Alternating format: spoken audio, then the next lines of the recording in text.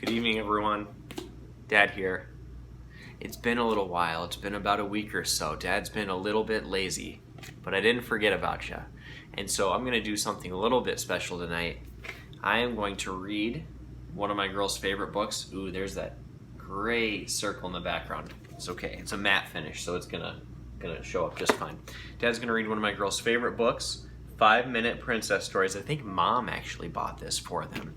But what I'm going to do is I'm going to read the first story, the second story, and the third story, and I'm going to do three separate videos, and I'll release one after the other. So hopefully one tonight, one tomorrow, and one the next day. That way I make up for last week, I get this weekend's done, and I can get this week's done too, and it saves Dad a little bit of effort as well. So let's go ahead, let's read the first one. We've got Disney Princess, 5-Minute Princess Stories. Of course, by Disney. All right, our first one is Moana, A Path to the Sea. Moana loved the ocean. She loved swimming, canoeing, and walking along the shore. When Moana was old enough, Grandma Tala taught her how to surf, and Moana spent a lot of time trying to ride the waves. After paddling into the ocean, she would float on her boat and wait. Then, when the right wave came along, she would pop up and stand on her surfboard. Moana.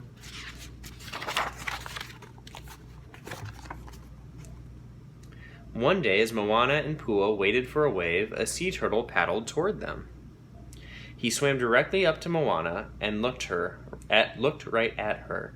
She watched as she floated beside her. "Hello," she said. There was something familiar about the sea turtle, but Moana couldn't figure out where or when she had met him before. It was almost as if she'd known him when she was a little girl. The sea turtle stayed with Moana and Pua, playing with them in the water all day long. When Moana surfed, the turtle seemed to do the same beside her, even letting Pua stand on his back. "You like to surf too," Moana said, smiling at the sea turtle. She thought for a moment. "I will call you Lolo." So here's a dad observation. They had Pua in like 2 scenes in the movie. Not a lot of Pua in it, but he's in like all the books. We've got other Moana books as well. I'll read them to you before too long. But I bet there's a Moana 2, and I bet Pua's a bigger figure in that book, in that movie. Dad's rusty. For many days, whenever Moana and Pua went into the ocean, Lolo found them. They had fun swimming, surfing, and playing in the waves. One day, Moana stayed on the shore until dark to watch the ocean sparkle with moonlight. "I knew I would find you here," said Grandma Tala, joining Moana on the beach.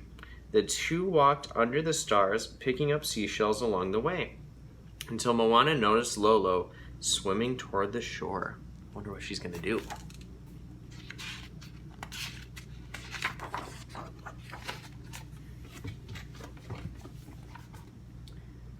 They watched as the sea turtle crawled up onto the sand over toward the coconut trees. There, Lolo started digging a hole.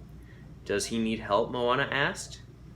Grandma Tala shook her head, and the two continued to watch quietly until Lolo covered the hole and went back into the water. "What was he doing, Grandma?" asked Moana. "She, you mean," Grandma Tala said with a laugh.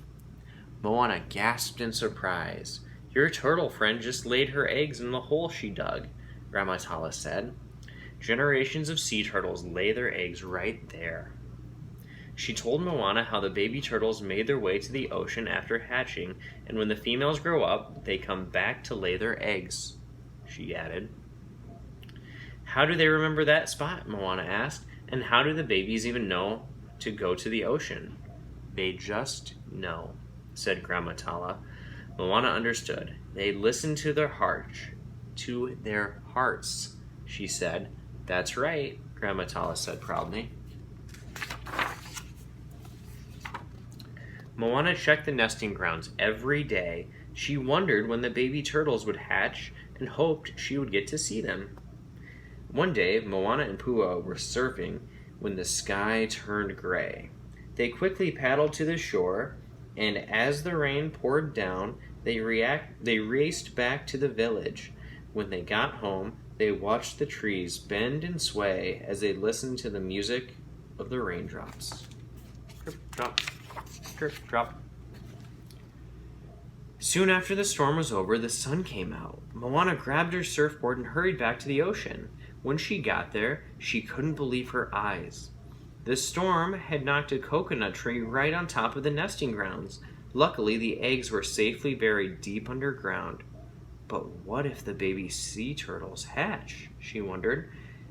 They could be trapped. Moana had to do something fast. She ran back to the village and told her friends what had happened. The eggs will hatch any day, she explained. Her friends agreed to help, and Moana led them to the site.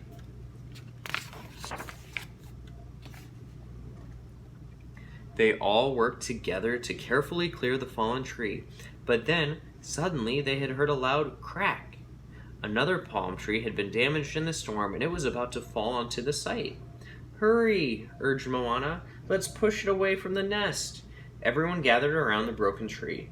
They used all their strength to push until it finally snapped and fell. "We did it," cheered Moana, breathing a sigh of relief. The next day, Moana and Grandma Tala were dancing with the ocean waves when Moana saw something move in the nesting grounds. "Grandma, look!" she said excitedly. Lolo's eggs were hatching. They watched as the baby sea turtles made their way out of the nest when a seabird swooped in and tried to capture one of the baby turtles. Moana waved her arms and Pua chased the bird away. Moana and her friends protected the newborns, determined to see that each and every one made it safely to the water. Dad's battery's low. I'm hoping that doesn't mess with the video. Later that day, when Moana and Pua went surfing, Lolo and her little turtle swam around them, paddling and playing together. Moana smiled. She felt great knowing that she had helped Lolo's sea turtles, and there was no better way to celebrate than by enjoying the ocean together. And that's the end of our first story in 5-minute Disney Princess Stories. Now that was a little bit of a bumpy road for Dad, but that's okay. We don't have to be perfect in Dad Reads, and you don't have to be perfect in life either.